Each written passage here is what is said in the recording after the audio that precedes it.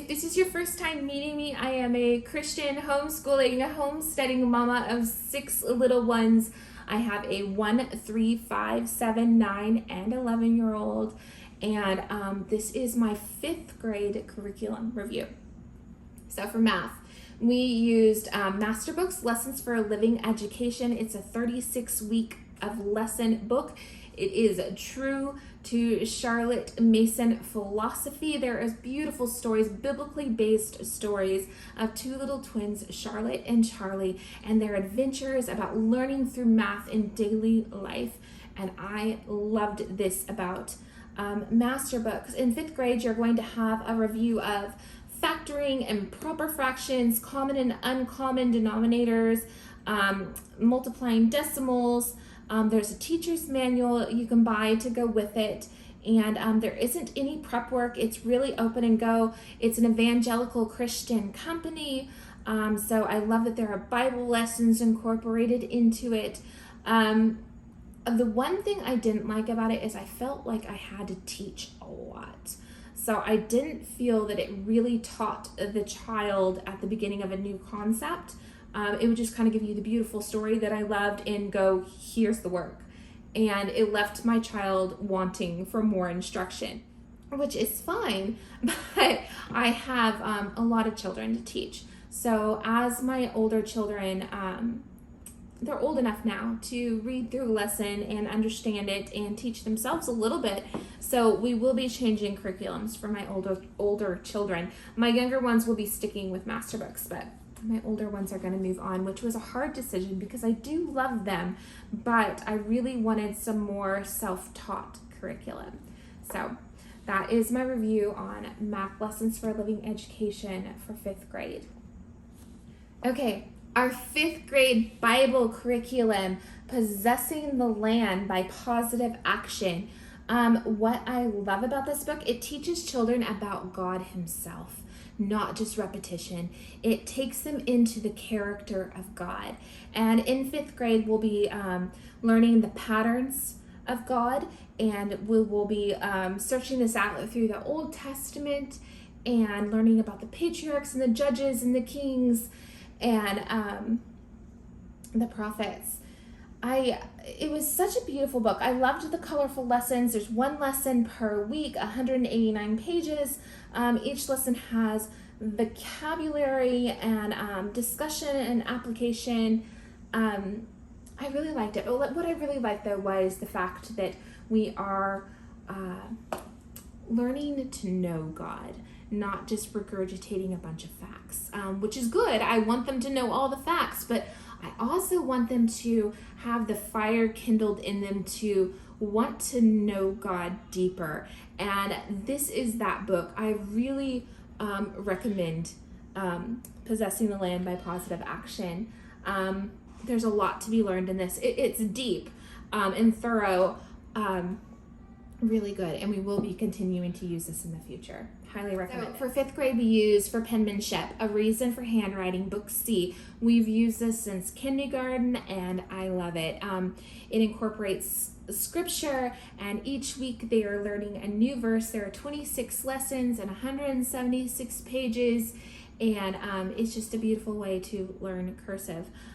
Definitely another book I highly recommend. And for our writing, we used Evan Moore's Writing Fabulous Sentences and Paragraphs. It has scaffolded lessons, so it begins by building their sentence fluency by writing single sentences and really practicing having a strong topic sentence. And then it moves into paragraphs and how to come up with supportive details and how to outline those and come up with a really strong plan. Writing is an art form. And these fundamentals are so important to help them become effective communicators. It's really the paintbrushes to becoming effective communicators in the future. And being able to, it then moves on, this curriculum, to write essays and write them well, which is so important for college. I enjoyed this. It's a really simple book. It meets all the current state standards, it says. So simple, effective, it will help them write a really strong paragraph. Good book. And we also used Evan Moore's A Daily Geography Practice. And it has 160 pages and 36 map lessons to introduce basic geography skills. They're designed to meet all of the national standards. There are 5 lessons a week, and they build on each other. The first lesson is kind of basic, and by Friday they're learning the harder stuff. The answer key is on the page, and I guess you could make copies to, and block that out. But I just use stickers, and I folded it over, and my children, I could tell if they peeled up those stickers, right?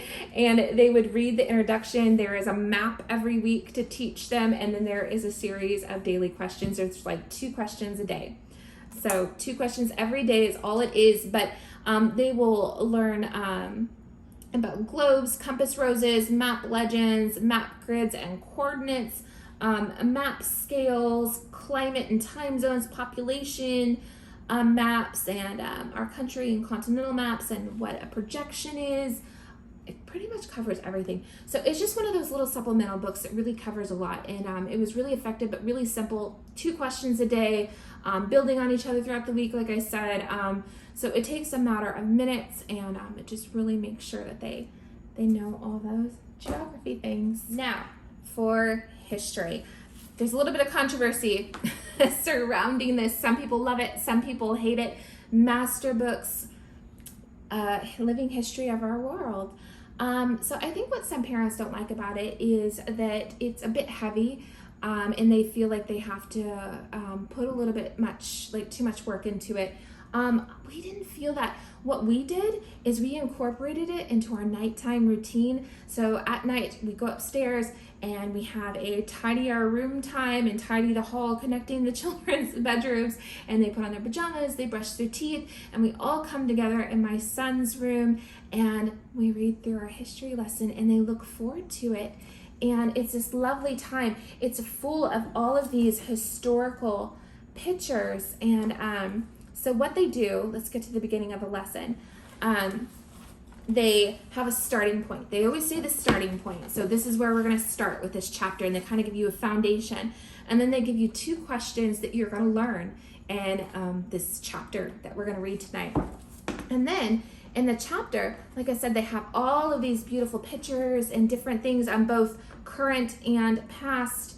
And at the end of the chapter, let's see if I can actually find the end. There we go.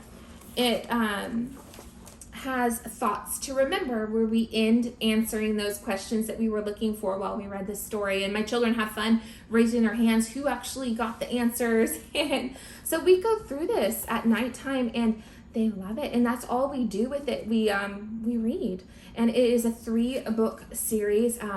Book 1 is America's Story, and then it continues, and so there's 3 books, and we plan to just keep reading them and keep reading them and keep reading them until it's hidden in their hearts, because history is such an important thing to remember. But again, I love this. I thought it was beautiful. It is Charlotte Mason inspired, which again, we really love. We love the reading. And of course, I've supplemented this with so many other historical books that we have read, and we will continue to use this, especially in our curriculum coming this year, which will be another video. And then of course, just, little things. We all the little things. We throw in little color books that they sit down, even though she's 10. I'm teaching kindergartners as well, and they have the same books, and it's just a little bit of a bonding time. So maybe while I'm making lunch or something, they kind of sit around the table. And even when you're 10, sometimes it's nice just to sit and color. So we do things like that as well, and that adds a little touch of fun to our history curriculum. Now, you're probably wondering, where is English? That is one of the core subjects, is one of the most important subjects. Where's English? So we used BJU's English, which most charter and private Christian schools you will find use BJU English, because it is beautiful. It has vibrant color photos, and it is thorough. It goes through everything. You are not going to miss anything with BJU English. You do want to make sure, if you are buying it used, that you will want the teacher's manual for it. But make sure the teacher's manual edition matches the workbook edition, because they do change things up and you can't really fudge it. You can, you might think getting edition 2 will go fine with edition 3. You can kind of figure out the gaps, but no, they're very different. So make sure the editions line up. It's so important. But I don't have it here to show you for my 5th grader because my 5th grader lost her book towards the end of the year, which says a lot. She hated it. So she absolutely hated it. There was a lot of teaching involved. A lot of teaching, not a little bit of teaching. She just hated it. And my 4th grader hated it too. And we will be using something different in the future. So we gave it a try because it's so popular and I loved the colored pictures and everyone else seems to like it. So maybe it's really great for your child. And I will actually have the book to show you in my 4th grade curriculum review because he didn't lose his book, but here we are without her book. So that's what we used for that. And guys, that is my 5th grade curriculum review. Notable. We do all the things for science. I have the formal curriculums. However, we kind of go all over the place. I wanted to mention this book that we used for science. I obviously use this for all of my kids. We do a lot of group learning. It's the kids' book of weather forecasting with the meteorologist Mark Breen. And it was just a really lovely and fun book. It has so many different things. Let's show you a pretty picture. So like a key for cloud watchers, and it shows you all the different clouds. And it was just an easy read. It has science experiments in here you can do, but you don't have to do them. It kind of reads through them as well. But it goes through all of the concepts really simply about weather. My children love weather, so we do a lot of weather things. Maybe I'm raising a meteorologist somewhere in here. But I just really enjoyed this book and I wanted to share it with you. My 5th grader loved it right down to my kindergartner. So the pressure is on. And if you want to do the science projects, which we love doing, they're very simple, usually things you probably have on hand or can easily get. Not a lot of prep work, a little bit maybe, depending on what you want to do with it. But even if you just sit down and read through it, it's a really good book. So highly recommend that for science. And guys, that is all that I have really. Of course, we incorporate so much reading and all the science kits and art and music and all the different things, but that is the basic of my daughter's 5th grade curriculum and our loves and our hates for it. Thank you for joining me again today. And please, if you like these things, like, subscribe, and push the bell. I appreciate you and I am loving getting to know you. Thank you for being here today. Until next time, stay dreaming.